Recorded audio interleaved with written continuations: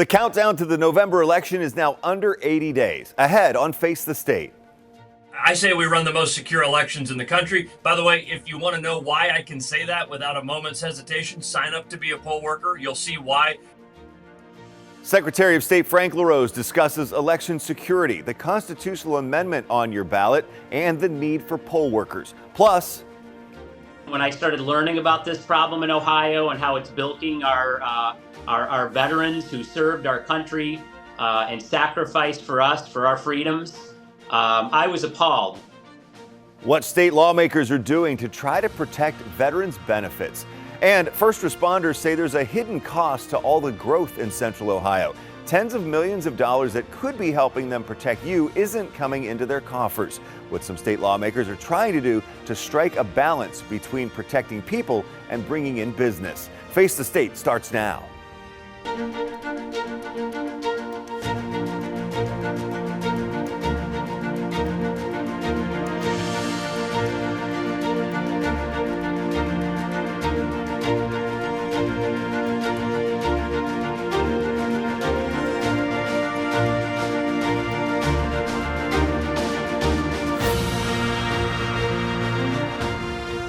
Thanks for joining us for Face the State. I'm Doug Petcash. It is now 79 days until the November midterm general election. The high-profile races for governor and U.S. Senate are the big draws this year. And the state wants to make sure there are enough workers at the polling locations to handle a potentially large voter turnout. Secretary of State Frank LaRose recently put out a call for more poll workers. August 11th was National Poll Worker Recruitment Day. The state is also providing $1 million in grants split among Ohio's 88 counties to recruit and train poll workers. LaRose says nearly 40,000 poll workers help voters at roughly 4,000 voting locations across the state on election days. And they're not volunteers, they do get paid. I talked with Secretary LaRose about the need for poll workers, maintaining the roles of eligible voters, election security in Ohio, and the proposed constitutional amendment to require voter photo ID that you'll be deciding in November. Here's my interview with him, starting with the need for workers this election season. Well, it's big every year, and it's not just when we run gubernatorial elections in these even numbered years. It's really every year. It takes about 40,000 of our fellow Ohioans to run election day. As an Army guy, I tell people that's like 2 infantry divisions full of poll workers, so literally an army of people. And it's half Democrats and half Republicans, all patriots working together, young and old. And so we're putting out the call to duty with about 80 days to go until Election Day. We're looking for poll workers in really all 88 counties. And you also put out a directive for $1 million in grant funding that would be split upon the 88 county boards of elections for training and recruitment. Why is that money available now? Well, it's always been a shared responsibility between the state and the counties. And really, the bulk of the work is done at the county level. It is your county board of elections run by 2 Democrats and two Republicans from your county that run elections. But the state comes in to help with funding. And of course, my office sets statewide standards and holds our boards of elections accountable to make sure that we have uniform elections across the state. It is the right thing to do for us to come to the aid of our counties. And so we simply divided that up on a per registered voter basis with a floor to make sure to protect our smallest counties, because it costs money for them to recruit these poll workers, to train these poll workers. And the counties are very appreciative of that funding. We pushed that out the door a couple weeks ago to make sure that the counties are ready to be out there at the county fairs and all the different events that come up this fall, doing poll worker recruiting and getting the word out. When you put out that announcement about the funding, you did say that the voter turnout was expected to be pretty large this November.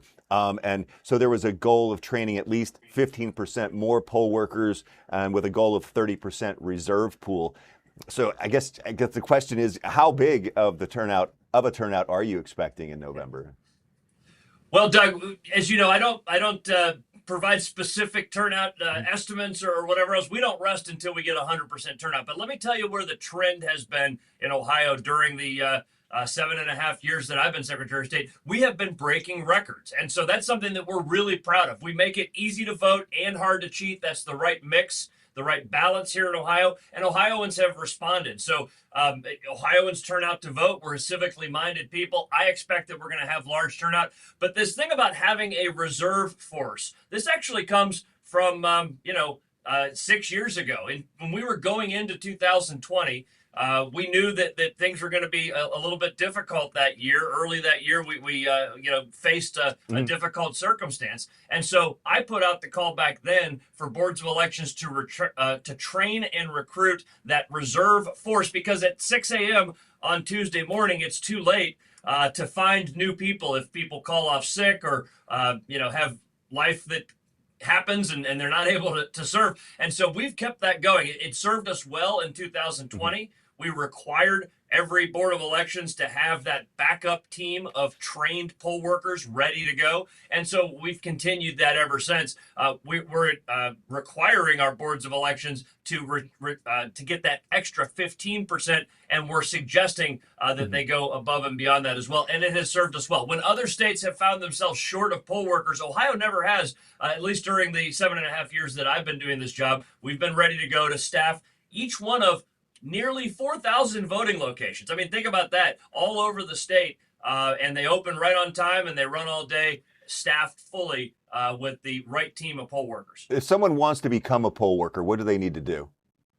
Yeah, the easiest thing to do is just go to our website, voteohio.gov. You can sign up right there. While you're there, you can check your voter registration. Now's a good time to do that. Make sure it's up to date. Make sure all the data is in there correctly. Again, voteohio.gov. The next step is the Board of Elections will contact you. They'll tell you when the training is. That training is about 3 hours long. They have convenient times to do that during the weekends and evenings. You get paid for that training. You'll get all the knowledge that you need, and you're going to be paired with an experienced poll worker. If it's your first time, you shouldn't feel intimidated. You're going to get paired with somebody that's been doing this for many years. You'll be assigned to a voting location in your county, probably pretty close to home. They'll try to keep you close to home. And then you're going to be part of the team that actually runs the elections on election day. And here's another thing. If you have a high school senior in your family, a 17-year-old, encourage them to sign up to be one of our youth at the booth poll workers. You can be a election official a year before you're even eligible to be a voter. What a great thing to put on a college application or a job application. Shows a level of responsibility and civic engagement. That's just one of the many poll worker recruiting programs that we have in place. Sir, also your office recently completed the maintenance of the voter rolls. Who do you remove from the voter rolls? Well, the goal is not to remove voters, but to remove bad data, right? Let's be honest about this. The voter registration database is constantly in flux. In the couple minutes that we've been talking, things have changed. People pass away, people move, people get married and change their name. And so what we do through our various voter list maintenance processes is try to remove bad data. Now, what you're talking about is what's called the supplemental process. It's been running for decades now in Ohio. My predecessors, including both Republicans and Democrats, have run that. It has been tested and upheld by the United States Supreme Court. And what that means is if you have been inactive for 6 years, 6 years of not voting, not going into a BMV and updating your driver's license address, if you have essentially dropped off the radar for 6 years and not responded to the multiple mailings that we've sent you, then you are at risk of being removed from the voter rolls. In the vast majority of cases here, we're not talking about voters, we're talking about bad data getting removed from the voter rolls. You know, some critics have called it a purge. Is it a purge? You know what? That's a scary sounding word. There's a horror movie by that title. People use that word, I think, when they're trying to criticize the process. You can call it what you want. We maintain accurate voter rolls in Ohio. That means removing dead people, removing non-citizens from the voter rolls. And yes, if you have become inactive for 6 years, in most cases, it's because you've moved, maybe moved out of state and didn't respond to our multiple mailings. But we're proud of what we've done. And again, if you have been removed from the voter rolls, maybe you've just decided to not be involved in elections for the last 6 years. All you have to do is go to voteohio.gov and register to vote again. It takes about 3 minutes to do. We're proud of the work that we've done. Ohio has set the gold standard for maintaining accurate voter rolls and really an example for other states to follow. By the way, we've been cited by both Republican presidential administrations and Democratic presidential administrations as the gold standard throughout the country. You're also the chair of the Ohio Ballot Board, which recently approved the ballot language for a proposed amendment to require voter photo ID in the state constitution. What should voters expect to see on their ballot in terms of that question? Yeah, you're right. The ballot board, we did our job just a couple weeks ago. We approved the ballot language, assigned the number, which is automatic now that the numbers are sequential. So instead of resetting back to one every cycle, they just climb up in number. So this one is now issue 3. It's a simple question of should we put into the state constitution what is already the law in the state of Ohio? And by the way, popular among both Republicans and Democrats. You'll notice that both major party candidates for governor have endorsed a yes vote on issue 3. It's common sense. I think it's going to pass overwhelmingly, but Ohioans should get out and, in my opinion, vote yes on issue 3 to put into the Constitution what has worked. It has given Ohioans the confidence that we run good elections here, but also it's been easy to vote in Ohio, and that's something that we want to put permanently into our state constitution. Do you think it's necessary to put it in the Constitution when it's already law?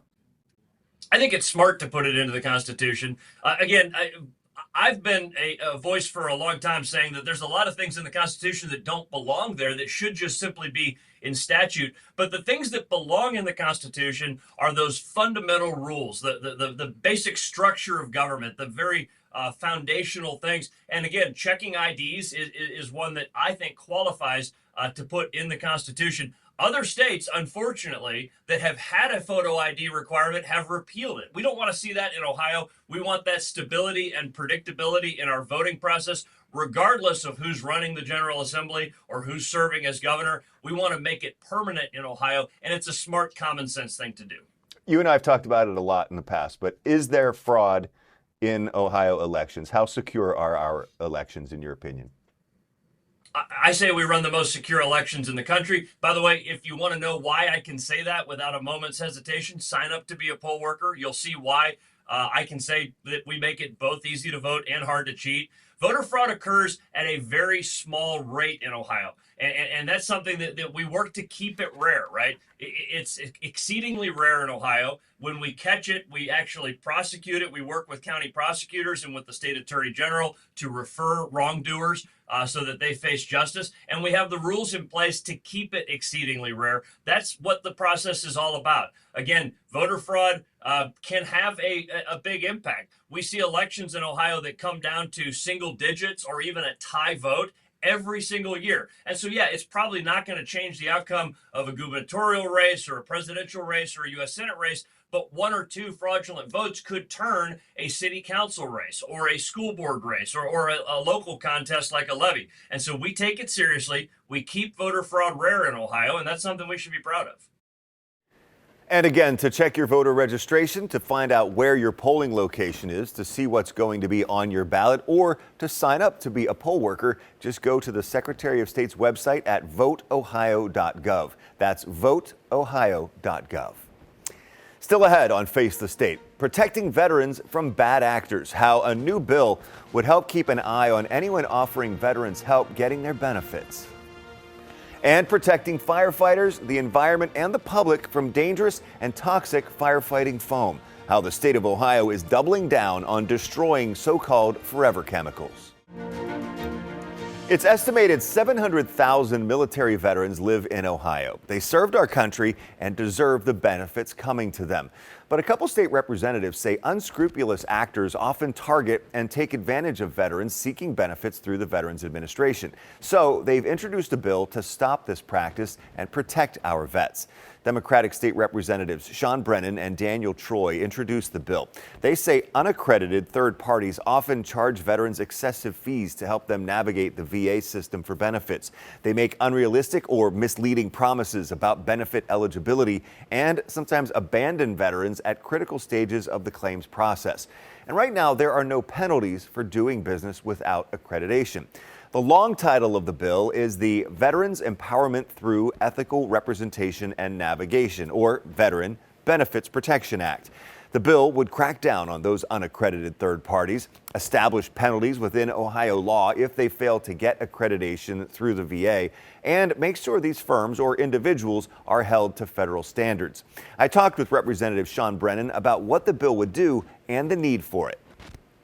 HB 961 is very simple. It simply says that if you want to assist veterans in their claims process because they are disabled in some way because of their military service, that you have to be accredited, and that's accredited by the federal government. And that if you are not accredited, that if you try to assist our veterans in any way, then you'll be subject to penalties. Why is this necessary? Well, Doug, this bill was brought to me by the Veterans of Foreign Wars, the VFW. Throughout the last several months, they have educated me on how many of our veterans here in Ohio and really around the country are being taken advantage of by claim sharks. These are companies that promise our veterans promises that they can't possibly keep. For instance, they promise them that they can expedite the claim process. That's impossible.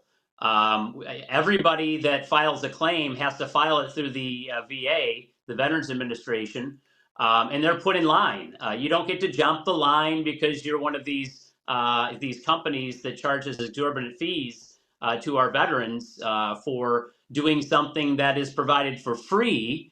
And I want to make that very clear to every veteran watching right now that, if you feel that you are disabled and entitled to more benefits from the VA, don't pay someone to do it for you. This is a free service provided to you by many veterans organizations, the VFW, American Legion, AMVETS. Every county has a Veteran Service Commission, and they'll file it for you for free. Another thing that these claim sharks will claim is that they can guarantee you a certain percentage of disability. Again, that's impossible to do. So they make a lot of promises that they can't keep. And oftentimes when things go awry, the veteran is left on the hook and the company sort of disappears into thin air. Whereas if you work with an accredited attorney or organization, they're with you throughout the entire process. They are accredited.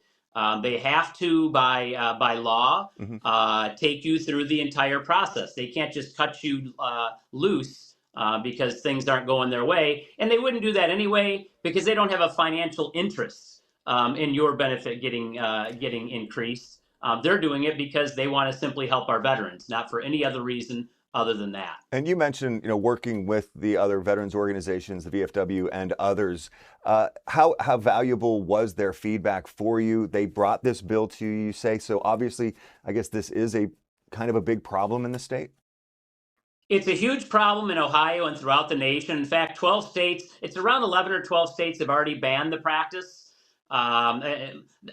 By basically passing a law that's very similar to the one that I have introduced with Representative Troy. Again, it wouldn't ban them; it would simply require them to be accredited. And again, if they're not accredited, they would have to pay fines. So the VFW and other veterans groups have been invaluable. Again, when I started learning about this problem in Ohio and how it's bilking our veterans who served our country and sacrificed for us, for our freedoms, I was appalled by what I heard and how much money the millions of dollars they're making on the backs of our veterans. And throughout several weeks back in the spring, I worked in particular with David Root, who is a bigwig with the VFW here in Ohio. We even work with the federal VFW. They've given their blessing to the bill that we wrote together. And we're hoping for some hearings when we get back in the General Assembly and get back to work. Finally, do you have bipartisan support on this bill? We do have one Republican co-sponsor on the bill. I think it's safe to say that anytime you're wanting to help veterans, it's a bipartisan issue, right? This is not a Democrat or Republican thing. Our veterans deserve to be treated with respect and not taken advantage of. particularly for financial interests. So I'm positive that we're going to get bipartisan support for the bill, or I should say that bipartisan support will only build with time. HB 961, the Veteran Benefits Protection Act, is now in the House Veterans and Military Development Committee, where it's waiting for its first hearing. Lawmakers are scheduled to return to the State House after the November election. Still ahead on Face the State, many cities and towns use tax incentives to attract businesses, but at what cost to the agencies tasked with keeping you safe? State lawmakers are working on a plan to balance the needs. Stay with us. That's next. First responders say there's a hidden cost to Central Ohio's rapid growth, and it's hurting their bottom lines. 10 TV investigative reporter Rochelle Aline explains why departments across the state say they're losing out on needed money and what lawmakers are now doing about it. The West Licking Joint Fire District covers more than 50,000 people across several cities and townships. But as the communities they protect continue to grow, their chief says their staff numbers have actually shrunk because of issues with the budget. As a fire district, we serve 9 entities, and we've already trimmed a lot of the fat, if you will. There's only one chief, a couple assistant chiefs. We really can't trim any more. According to the chief, it's largely tied to the growing use of tax breaks that new developments are being offered. Data from the Licking County Auditor shows that between 2016 and 2025, this fire district lost out on more than $27 million because of those incentives. And State Representative Kevin Miller says it's happening all over Ohio. The level of responsibility is increasing, correct, but the pool of money to fund that responsibility is kind of staying static. Exactly. It was flat. And that just makes absolutely no sense. To help fix this issue, he's proposed House Bill 778. Its goal is to make sure that developers being offered tax breaks still have to pay taxes for local fire and EMS. The bill's other sponsor is Representative David Thomas, and he says it strikes the balance between protecting these needed incentives and making sure that others in the community don't end up absorbing extra costs for fire and EMS. You're still allowing for incentives, allowing for abatements, and exempting areas of the bill that aren't seeing higher costs because of that new growth. But you're saying you need to pay your fair share and help keep costs low for everyone else. To get a developer's perspective on things, we also contacted the Ohio Economic Development Association. Its president and CEO released a statement saying in part, quote, "As policymakers weigh House Bill 778, we encourage them to keep two things in balance: protecting the local services residents rely on and preserving incentive tools that remain predictable, workable, and effective for those communities that use them. Ohio competes best when both are strong." End quote. In Licking County, Rochelle Aline, 10 TV News. Governor Mike DeWine announced Thursday the state is expanding its program to destroy firefighting foam made with cancer-causing forever chemicals known as PFAS. He's directing more than $13 million from Ohio's recent Dew Point settlement to do that. Since the program launched in 2024, more than 13,000 gallons of the foam from about 120 fire departments has been destroyed. The company, Revive Environmental in Columbus, has done the work using its PFAS annihilator. 10 TV first told you about this in May. Eligible fire departments, emergency management agencies, and airports can register through September 4th to have their foam destroyed. That's all of our time for today. Thank you for joining me this week for Face the State. I'm Doug Petcash. I'll see you next Sunday at 11:30. Have a great day.